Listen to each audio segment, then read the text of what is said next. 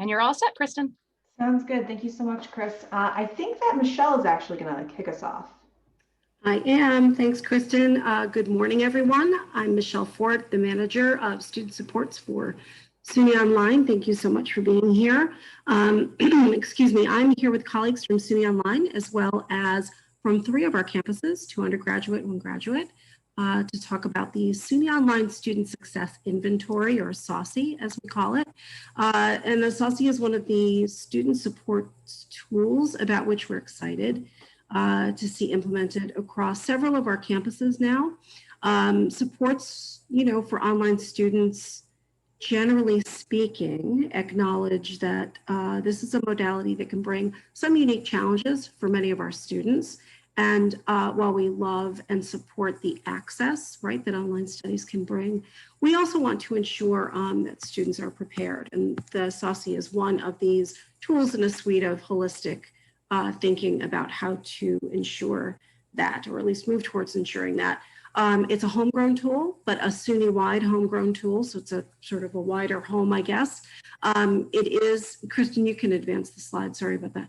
It is an inventory designed to help students taking courses online learn about potential barriers to success in their online learning, but as well as highlight strengths that they bring to their academic goals. For us, the team that's kind of behind the creation and growth of this tool, we try to emphasize that it helps their advisors best direct students to campus supports. So it's a holistic starting point from which advising relationship can begin. This third bullet on this slide, you'll see that we emphasize the conversational aspect of the tool. So it's intended to be given and discussed within the context of the advisor relationship and not as something a student takes alone. We prefer, or sort of guide campuses and advisors to not have students take it sort of in a vacuum, right? So we wouldn't want them to make erroneous decisions about their abilities by taking the SOSSI and then looking at the scores and taking those scores out of context. We think that there are lots of ways that advisors can engage with the results and really help students think through how they can find success. So with that as a very quick and very brief contextual background and foundation, I'm going to now pass it off to Jessica Murray, who's been integral to the creation, success, and maintenance of this project, to discuss the details so you all get a better sense of what's included in the actual inventory. Thank you. Hi, everyone. On this page, we have an overview of essentially everything we're going to cover in a little more detail on the next slides. And this is the framework for the SOSSI. So generally speaking, in thinking about academic success, there are 2 broad components. It's a student's attitudes about their ability to succeed and what a student actually does in order to achieve success. So we have broadly looked at things that way. In addition to that, I think it's important for us to investigate what strengths that they have in their learning environment and maybe what areas that we can point out to them that they could improve in order to do better. And also we want to know, why are they enrolling in online courses? And of course, pre-COVID, students had the option. So this was a bit more of a relevant question. I mean, it's still relevant even in mandatory online schooling, but that's really where we were coming from with that element of it. And then we have background information, which is really just to help you get to know the student as a whole human and not just as a person who is a member of your academic institution. We can go to the next slide. Great. So one of the attitudes that we measure is self-efficacy, specifically in online learning environments, because students can be self-efficacious in one area of their lives and not other. So the questions that we have in this section are specific to online learning environments and not self-efficacy generally. Here are some examples of what I mean by that. That's okay, we don't need to see them.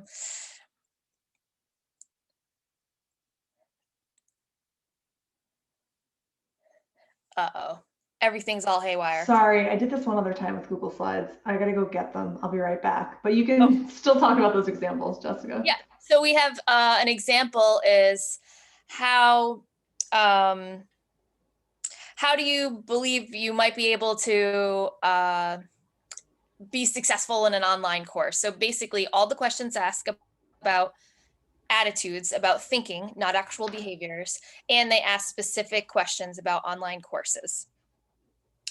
And in the next section that we're going to get to, we move on to self-regulated learning, which is, in a way, you can think about self-regulated learning as the behavioral counterpart to self-efficacy. Because self-efficacy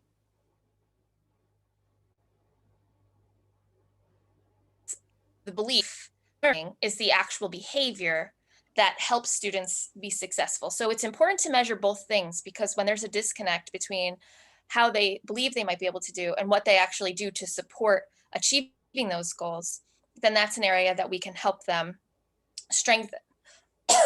Excuse me. So self-regulated learning is one of the behaviors that we measure, and some of the questions here are general and not specific to online instruction, and some of them are specific to online instruction. Another learning behavior that we measure is reading and writing. It's very difficult to assess these components in a survey format because, well, for several reasons, because of time constraints, because you need someone, a human on the other end, to maybe offer feedback and to actually like assess what has been given to them.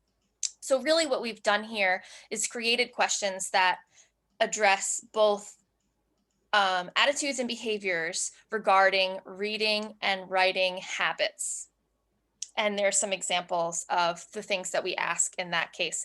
And these are not necessarily particular to online learning, but I'm sure we can all recognize how important it is that students are able to do these things effectively, because it is the cornerstone of online classes, because they don't have the opportunity to communicate orally like they do in in-person classes. We're ready for the next one. So learning environment and goals, here are a couple of the kinds of things that we ask about.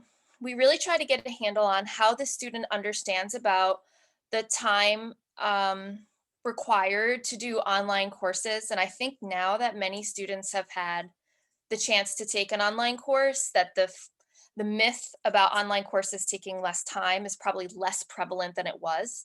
But still, for incoming freshmen, this is a thing that we want to identify and make sure that students recognize that online courses really require a lot of time management.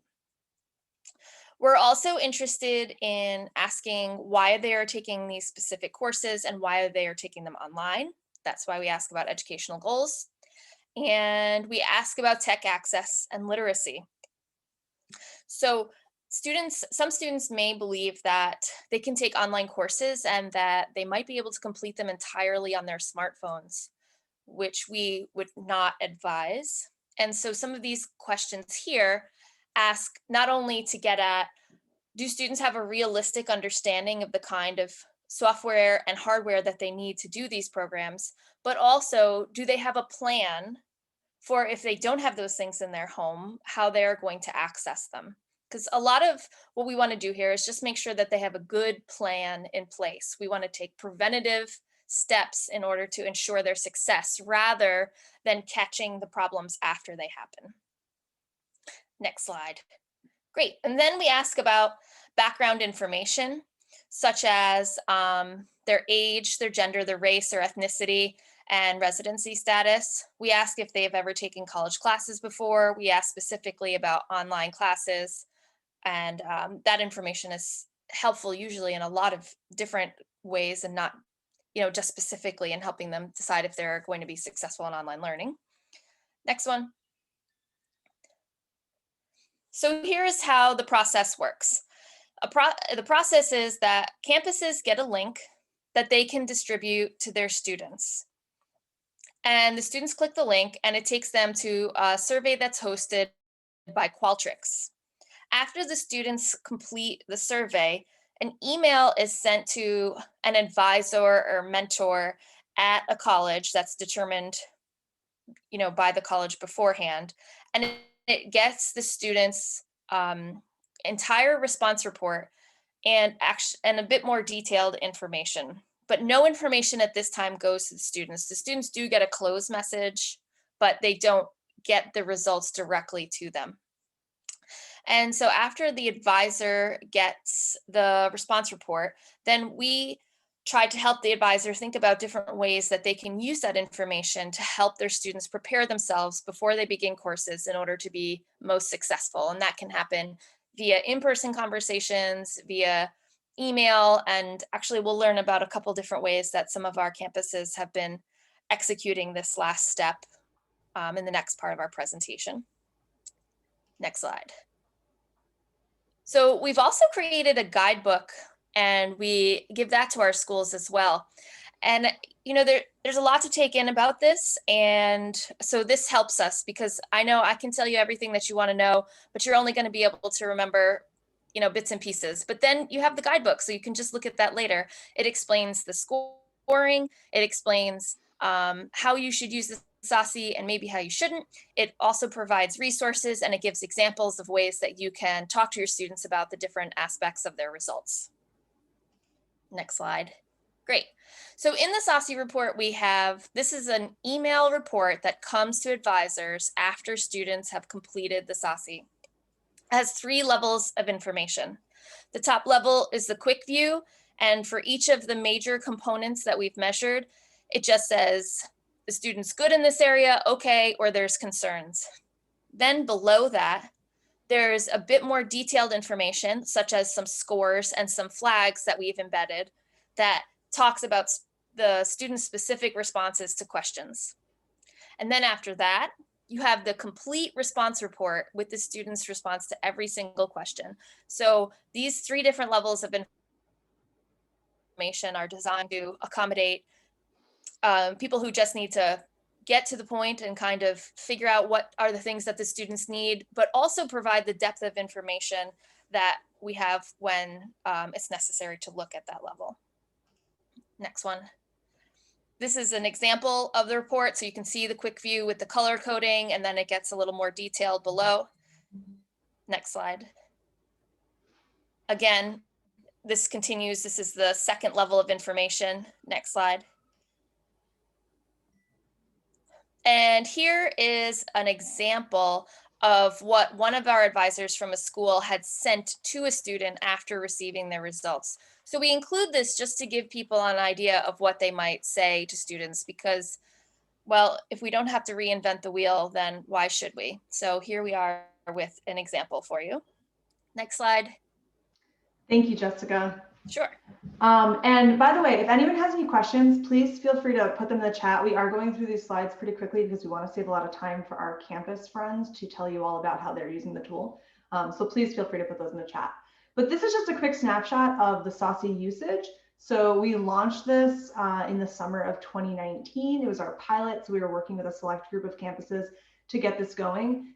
You can see that in the summer of 2020, our usage expanded greatly, and that's because we got SUNY Online Degrees at Scale on board, as well as many of the EOP programs, because they weren't able to have their face-to-face summer bridge program.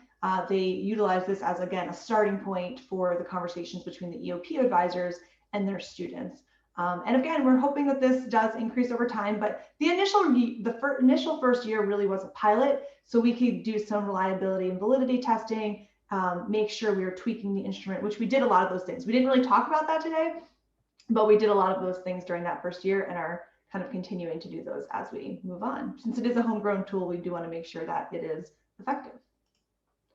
And this is just a little piece of that. Something we were hoping to do with the tool going forward is to connect students' responses with their outcomes. And we did this with a very, very small sample with the United States Naval Community College partnership that Kim Scalzo talked about earlier today.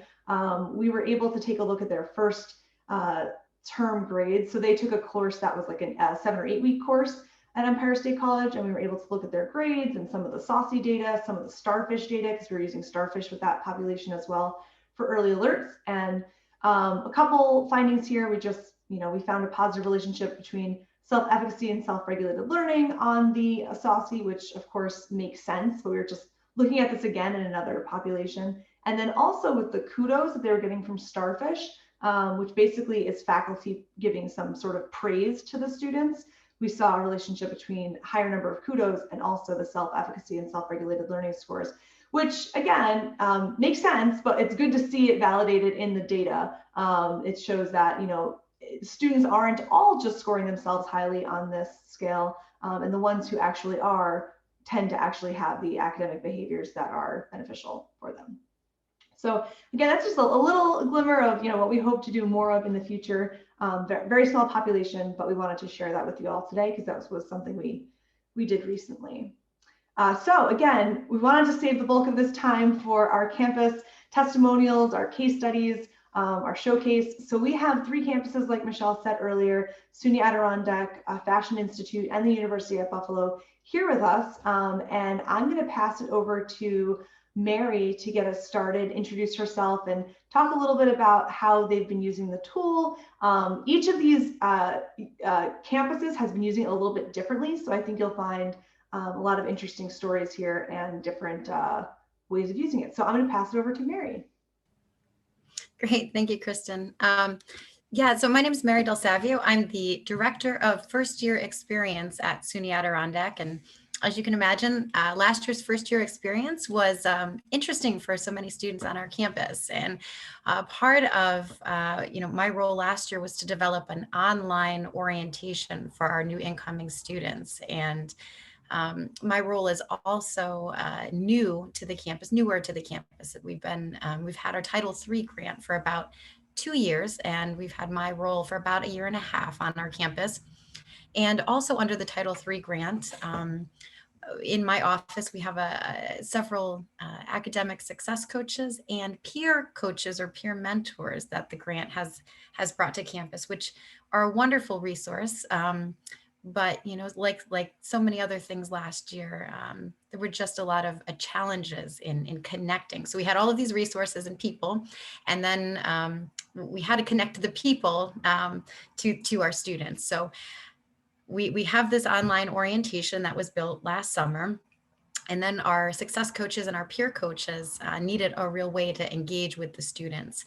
So the SOSSI survey came about through actually a connection through our EOP director on campus who was using it at the time. But we thought, why not have all of our students engage with the SOSSI survey, since so many of them would be taking remote courses throughout the year. So we actually embedded the SOSSI survey in the orientation, which was a requirement for all incoming students to campus that fall. And in addition to participating in the orientation, the students were also, through the orientation, engaging with our success coaches, who were the professional staff, and the peer coaches, who were advanced students on campus who had been successful, but were continuously throughout the summer reaching out remotely to the students to connect them to resources. And what we found was that students were more apt to engage with our peer mentors, around issues of technology and questions, just because there was a hesitancy to, ask questions around technology, even coming up with some of the questions last year, is this sufficient, or wanting to share that maybe they weren't really sure if they had what they needed to be successful in a college classroom. It just felt more comfortable doing that with the peer coach.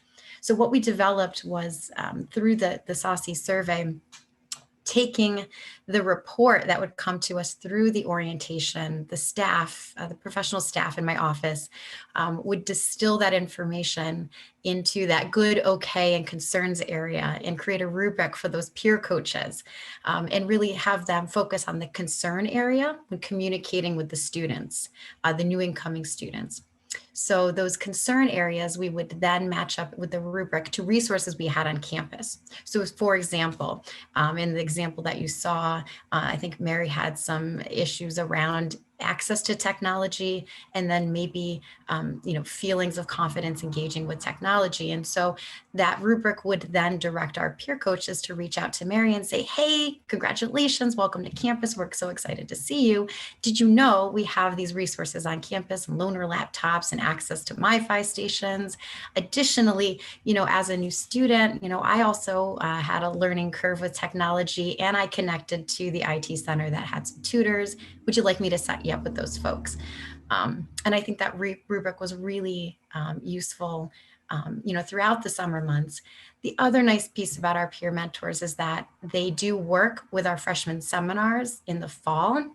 So each peer mentor is then matched with a freshman seminar course in the fall semester.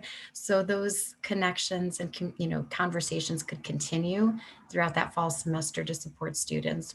We continued that again in the spring semester with the new incoming cohort in the spring in orientation, and we found similar results that, students were reaching out to the peer mentors with questions, and it was a good fit. It was a good fit for the campus, and at a time that we needed it, it really met our needs, and it was so comprehensive. I think, each time we sit down and look at the report, we come up with new interesting ways to fill out that rubric and think about how to use it and use it more efficiently. So. Thank you, Mary. And I think the peer mentor model is wonderful. One of the challenges with the SOSSI, it's a challenge and an opportunity, but the fact that we're not just feeding the students back with some automated email to read on their own means that we need to have human contact, and the human contact part of it can be resource intensive. And I think that Adirondack really found a creative approach to getting the students in contact with other people, and maybe even more effective. Like you said, they might be more comfortable asking their peers those questions or taking the advice because it seems, more realistic or, appropriate for coming from a peer. So that's really cool. And yeah, I think I saw that Camille asked in the chat if you're willing to share the rubric. And yeah, I think a lot of campuses would be interested in seeing that. So thank you. All right, so Silvana from FIT, I think you're on. Yeah, there you are. I think you're muted though. You are muted, Silvana. Of course, I was still muted, forgive me. No worries. Good morning, I'm Silvana Fiorancelli, and I'm with the EOP program at the Fashion Institute of Technology. I've been at FIT almost 10 years as a program counselor and advisor. So we began using the SOSSI right before our summer program. So right around this time last year is when we learned about it through Cheryl Hamilton and SUNY EOP, and knew that it would be a quick and easy way to get some information that we needed for the students who were going to be fully remote. So we were just creating a 100% remote EOP pre-freshman summer program. And during the orientation, the first 2 days of the program were orientation days, and we gave them the SOSSI. I was the main person in the summer program because we had so much to do to really talk to the students about the SOSSI. And I think one of the big takeaways for the students, most of them had, the internet accessibility and technology because they just went through, March, April, May, going online, probably most of them for their schools. But one of the big takeaways was that, as the myth says, that online courses are easier or don't take as much time. Almost every student had that as an area of concern because they believe the myth. And it was a great conversation starter. And it wasn't just from me as the counselor, but it was more about an actual fact, a statistic. We were able to incorporate the fact that there was research into this. And to keep, later on, we kept it in mind for when they were going to start, of course, the fall summer program, which was also remote. What I really liked about it is that it was so easy to administer. It was so easy, first of all, to get from Michele or Kristyn, and very quickly and easily send it out to the students. Takes less than 15 minutes, around 15 minutes. And then the results came back pretty quickly. So it was a real easy turnaround to then use with the students. Let's see, the main interventions, I would say at the time, were around them beginning to learn what it means to know their learning style, be confident with their approach to online learning. So some of the conversations that began were just openers. We didn't really have time to get into that, but I think, as Mary said, we made notes for when we were going to have our first real one-on-one session with our students at the end of August or the beginning of September. So taking notes from the SOSSI was helpful for our initial introductory appointment with them. What changes have we learned about the students? I think that was the biggest one. Most of them had the technology in place. We did have to work with some on getting laptops. It was interesting to hear about their internet accessibility. Some of the students didn't really have control over it because, I don't know if I should say this online, well, you don't know their names, but they used other people in the building. They used other people's internet, which kind of makes sense for some of our students who are socioeconomically disadvantaged, and they didn't have control of that powerful internet, or whether it was powerful or not.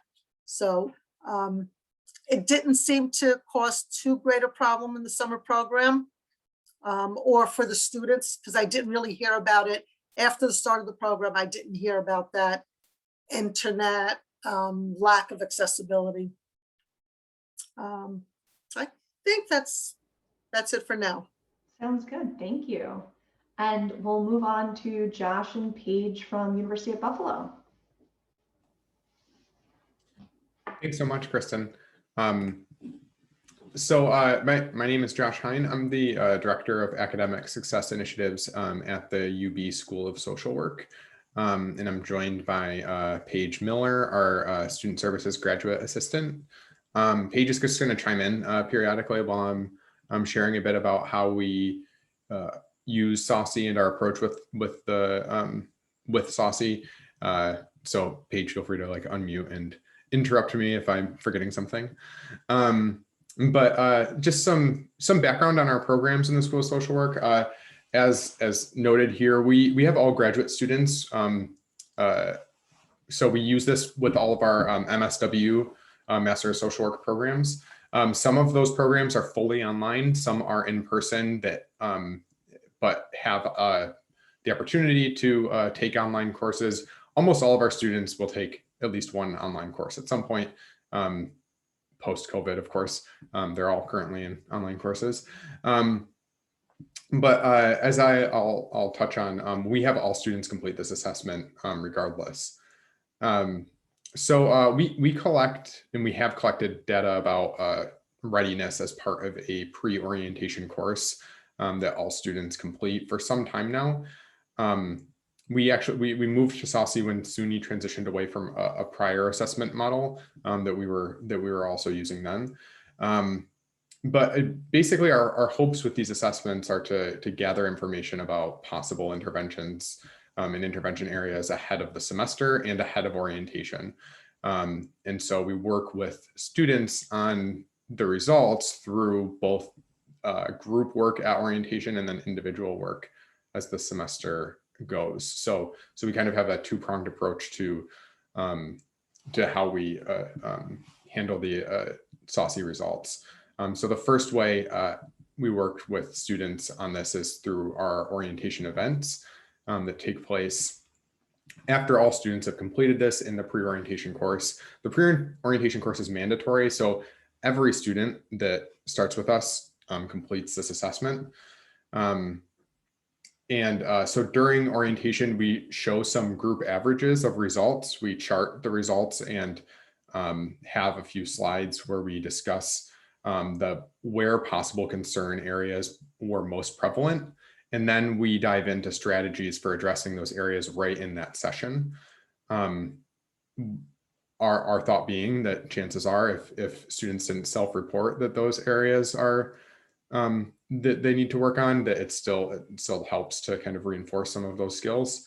And then we also give them a heads up that if they indicated a need for support in any area, and that's how we frame it. It's like if you indicated that you might need support in a particular area, we'll be in touch in the first few weeks of the semester. So for example, many of our students, as both of the other folks who have spoken already indicated, many of our students in seated place-based programs think and report thinking that online courses take less time. So we emphasize debunking that myth and general time management in those orientation sessions. But then, as I said, the second way we work with students on this is through these one-on-one individual meetings. And these occur during the first few weeks of the semester. Paige and myself and a couple of others in our office will split up students who have any possible concern areas. And then we'll offer a time to connect individually with those students. Some students take us up on it. We don't require that they take us up on it. If they don't, we usually will do like some follow-up with them. But we don't lead with, hey, here are the results, because often enough, if we say, hey, you indicated that you might need some help with X, they'll think, oh, I'm on top of X, I don't need to meet with you. So we frame that initial outreach as, hey, we're following up on the SOSSI assessment, and just to do a general check-in, we want to know how you're doing. And then during those individual meetings, we start again with a general check-in, what surprised you so far, and then we'll reintroduce those assessment results, by sharing things like, you indicated you might benefit with some support with X, let's come up with a plan for that. And then those plans will generally incorporate university resources. So for example, like a plan to connect with the Writing Center, if that's appropriate, or workshop details. Like we run an effective reading strategy workshop that we will direct students to if they indicate that they might need some support in that area. Or sometimes if it's like a time management issue, that we'll set up an ongoing plan to have some follow-up meetings, because it's one thing to develop, say, a calendar, which they all do in pre-orientation as well. It's another to actually stick to it and to develop a habit out of those calendars. So that's how we generally structure those meetings. Yeah, I think as a result of conducting these assessments, our conversations and interventions have been and can continue to move toward being more proactive in nature than much of the kind of reactive outreach to hearing from a professor or having something come up at midterm. We're doing these meetings earlier on. We're connecting with students earlier on, so they're more likely to reach out to us too, rather than us hearing from a faculty member. We can discuss common pitfalls and strategies for avoiding them versus in advance versus, after a student has fallen behind. I think that's the greatest strength. Paige, am I missing anything?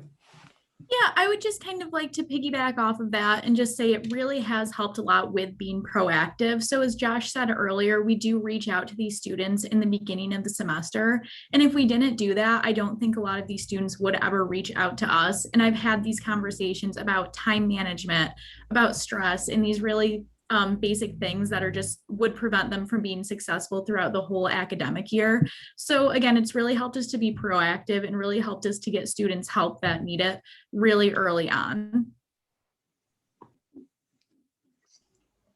Awesome. Well, thank you all so much for sharing how you're using the SOSSI at your campuses. We do have about 15 minutes left, so we're hoping that our participants have some questions for all of you or questions about the SOSSI in general. So I'll pause for a moment. If anyone wants to type in the chat or unmute yourself, either is fine. Do you have any questions? Hi, Kristyn. It's Camille at Suffolk County Community College. First of all, thank you, Mary. Oh my goodness, for sharing that this outstanding rubric. So my question has to do, because we are on the pathway to adopt this, but we're getting a bit of feedback from student affairs that their perception is that the inventory is too long. I heard somebody say it's 15 minutes to complete. Did you get any sort of feedback initially in that regard, or make any modifications to the instrument? At least for SUNY Adirondack, I mean, we required it of all of the incoming students, and I didn't hear any feedback that it took too long. I mean, the students who didn't complete orientation didn't complete any of it. And the students who did, completed all of the orientation. I think the students who did, I think the questions, and it flows really nicely too. I mean, I think it feels kind of comforting that the questions that are being asked. So we didn't get any feedback that it was long. And I'll say, Camille, that we did look at all the responses. I don't have the exact statistic off the top of my head. Maybe Jessica does, but I know we looked at everyone who started it, and it was like 90-something%, completed it if they started it. So it wasn't like we had a high drop-off rate at any particular point in the survey. Of course, like Mary suggested, there's always going to be students who aren't doing anything, and that is always a challenge. But yeah, the students who started, pretty much almost all of them complete it. Yeah, Thank we you. also, we also compared schools that made it a requirement and schools that made it optional to see if there was a drastic decline in the schools that made it optional, and there wasn't. It was still above 90% completion rate, even when they weren't necessarily required to do it. Yeah. Question is about distributing the inventory during the orientation period. So they're going to need access to technology. So did you bring people into computer labs or have them do it in their own time? Yeah, I'm just trying to conceptualize how this was completed on each of the campuses. Camille, I think this was an online orientation the first time, at least for Adirondack, right? So everything about the orientation was online. Okay. And I think pretty much all the campuses, as far as I know, have it emailed or available as a link somewhere for the campuses, for the students to do on their own. Okay, but that doesn't mean that if there is an in-person orientation, they couldn't do it in a computer lab. That would certainly get more students to take it if it was done in that way. So that's a possibility, but I think right now it's just students doing it on their own. And Qualtrics is very good mobile-wise. So if students are taking it on their phone, not really an issue. All of the sort of matrix questions will collapse into drop-down menus. It's pretty intuitive, I think, for mobile. Great, thank you so much. Of course.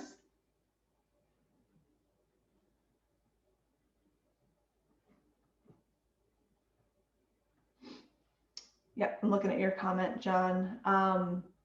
Yeah, there is a trade-off with having the personal follow-up versus an auto response. In the future, perhaps that's something we can add on a little bit, but it does require more research to make sure that our cut points are, well refined. So we're not telling a student that they're not going to do well in something that they would do well in, or vice versa. And I really think, like Michele said in the beginning, it is a starting point for that conversation. It's a way to have those conversations, like Josh was saying as well, or Paige was saying, those students would not have come in just to have that meeting. And this kind of provided that impetus and provided a little bit more context and background for the advisors as well. So they're not going into that conversation blind. They have a little bit of knowledge about who the student is and what their challenges might be. So we didn't design it, to be something that's going to collect all information, right? There's no way we can do that. We can only kind of get this sort of surface level, and then it really does require a person to dig a little bit deeper. So I get it. There is that trade-off. That Smarter Measure did provide that report previously, but most students who need the help probably weren't going to read the 10-page report that they got from Smarter Measure, and even if they did read it, they might not have really understood it. And the other piece I'll say is we don't want students to be discouraged either. And that's why we intentionally took the word readiness out of it, because we don't want it to be perceived as ready or not. Okay, I did poorly on this assessment and now I'm just going to not go to school, right? We want it to be more about strengths and challenges. And if there are challenges, how can we work around those? Okay, maybe you shouldn't take 18 credits and work full time, but maybe taking 6 is okay, right? So those kinds of conversations are important to have, and there's just no way to get at that in an auto reply. So yeah, just looking at the chat. Yeah, Michelle's just reiterating that in the chat. Right. Right, it's not ready or not. It's what strengths do you have, what potential barriers, and how can we, at the campus level, connect you to those barriers. So it positions the student in relation to the advisor, to the campus. It creates, you know, an identity, a connection that's important. Well, I mean, certainly it's important for all students, but it's important for online students who may feel disenfranchised from the campus, despite all of our best efforts, right? We are, you know, we're not post-structuralist experiments. We exist in time, place, and space. And our campuses are important, real in terms of their physical presence. So this, you know, help, I mean, it's one of many ways we hope to mitigate that feeling. And I'm just in the chat, I see Athena's question. So we've only, you know, been using this since the summer of 2019, so it is still relatively new. Buffalo has been with us the whole time, and EOP program started last summer. And Mary, remind me, was that a little bit before last summer, or was it about last summer as well? For the orientation, it was last summer, and I believe our EOP program started using it in the spring. Okay. So we are looking for other campuses though, if you're interested in utilizing this. You know, what we ask though is that you're going to use it in an intentional way. So anytime a campus is interested in using the SOSSI, first thing we do is set up a meeting to make sure you understand what it is and also figure out how you're planning to utilize it on your campus. You know, something that did happen with Smarter Measure previously is that there were a lot of campuses that had the link out there on a website, maybe in an orientation, but there wasn't that follow-up, and students were just doing it or not doing it, and people were saying, well, we've got a, you know, a readiness assessment. But we really want this to be more intentional, so that is something that we've been, you know, taking pretty seriously, of not just making a link for every campus and sending it out, because we would like to know that it is being used in an effective way. We've also been doing some community of practice meetings. We have a group on workplace, and we've been, you know, trying to meet. We don't meet monthly. We used to do that when we were developing the tool. We don't do that anymore, but we want to have that opportunity for folks to share with each other their tips and tricks for having those conversations with the students, because again, it's not just about the tool, it really is the whole process.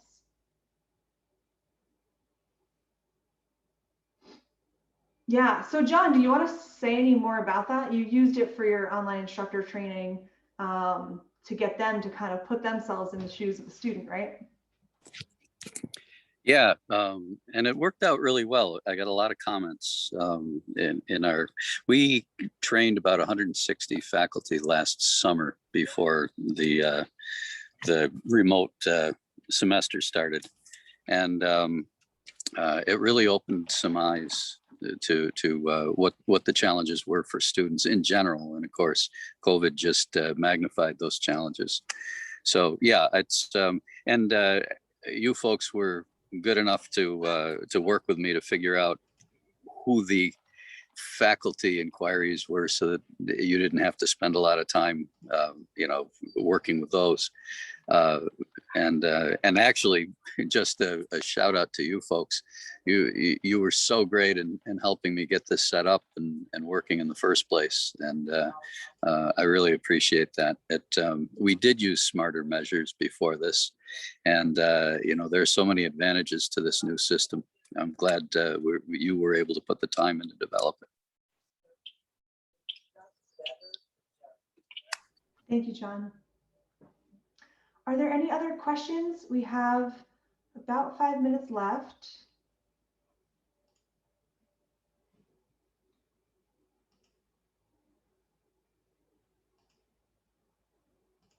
All right.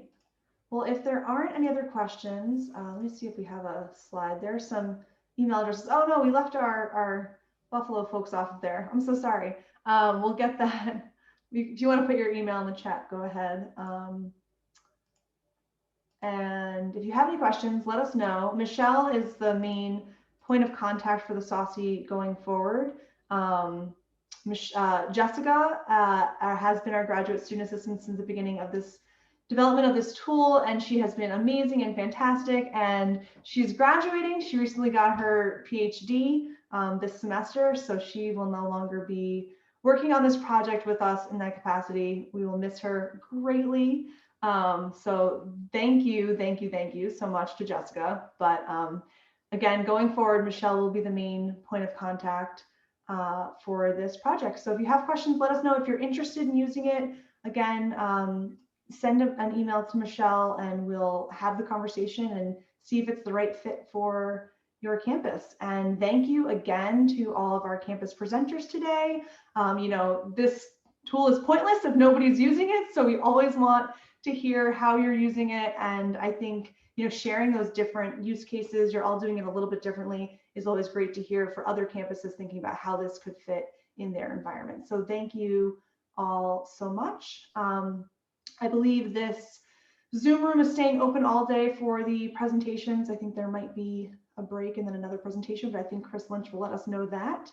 Michelle, anything you would like to say? No, I just put, I reiterated your thanks in the chat. It's, you know, it's a tool is only a, you know, a resource is only a resource, but we're not using it and then thinking through themes, right, that might emerge from that. So trying to think backwards, right, to Carrie and Kim's opening presentations, right? Are there areas that keep emerging as potential barriers for our online students? Should we be thinking through how to resource system-wide approaches or pilot, you know, smaller campus approaches to those barriers if they're coming up across many campuses? This is one way to codify those themes. But, you know, it's a collective effort to do that. So I think that's one way that we could iterate this and grow this particular tool in future. So thank you again to our campuses for helping us. And I totally lied. There is no break. I just glanced at the schedule. Mark McBride is up next. I saw his Zoom window pop in. So I will turn it over to Mark. And thank you again, everyone.